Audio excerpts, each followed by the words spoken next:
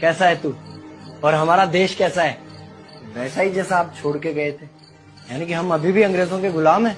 नहीं, अंग्रेजों से तो हमें 1947 में ही आजादी मिल गई थी। अच्छा, तो अब तो हमारे अपने लोग देश चलाते होंगे ना? हाँ, तब तो देश काफी आगे बढ़ गया होगा। जब हमारे अपने लोग देश चला रहे हैं तो गरीबी और भ्रष्टाचार का तो नाम ही नहीं होगा। सबको बराबर हक दिया जाता होगा, किसानों और मजदूरों का अच्छा ध्यान रखा जाता होगा ना? नहीं, ऐसा तो कुछ नहीं है। तो कैसा है बताना मुझे।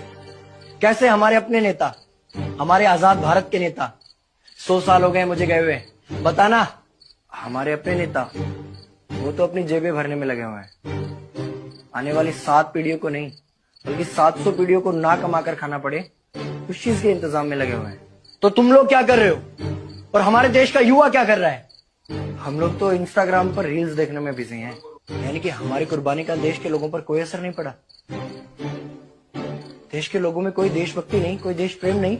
नहीं, ऐसा नहीं है। आपके लिए और देश के लिए बहुत प्रेम है भारत के लोगों के दिलों में। हर 15 अगस्त और 26 जनवरी को तिरंगा फहराते हैं, पूरे जोश के साथ भारत माता की जय बोलते हैं और आपकी डीपी भी लगाते हैं। और भारत और पाकिस्तान के क्रिकेट मैच के दौरान तो हमारी देशभक्ति पीक पर होती है।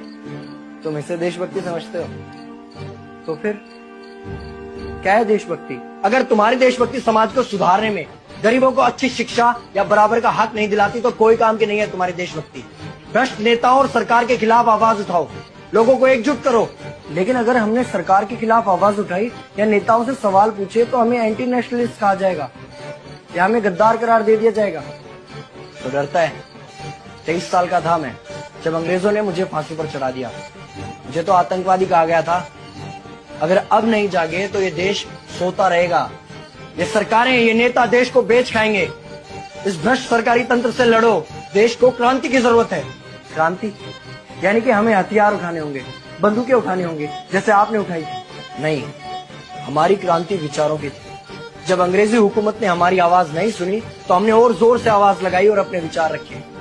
और क्रांति केवल सत्ता को बदलने तक सीमित नहीं है, बल्कि इस भ्रष्ट अन्यायी तंत्र को जड़ से उखाड़ कर फेंकना है। पर ये होगा कैसे? अपने आसपास से शुरुआत करो। जो भी तुम्हें भ्रष्ट नजर आए उसके खिलाफ आवाज उठाओ, एक्शन लो। तुम्हारे टैक्स का पैसा नेताओं की जेब में जा रहा है, हिसाब मांगो। अपने वोट का सही इस्तेमाल करो, लोगों को जागरूक करो और इस देश को आजाद करवाओ। इंकलाब जिंदाबाद, इंकलाब जिंदाबाद। कैसा है तू और हमारा देश कैसा है? वैसा ही जैसा आप छोड़ के गए थे। यानी कि हम अभी भी अंग्रेजों के गुलाम हैं? नहीं, अंग्रेजों से तो हमें 1947 में ही आजादी मिल गई थी। अच्छा, तो अब तो हमारे अपने लोग देश चलाते होंगे ना? हाँ, तब तो देश काफी आगे बढ़ गया होगा।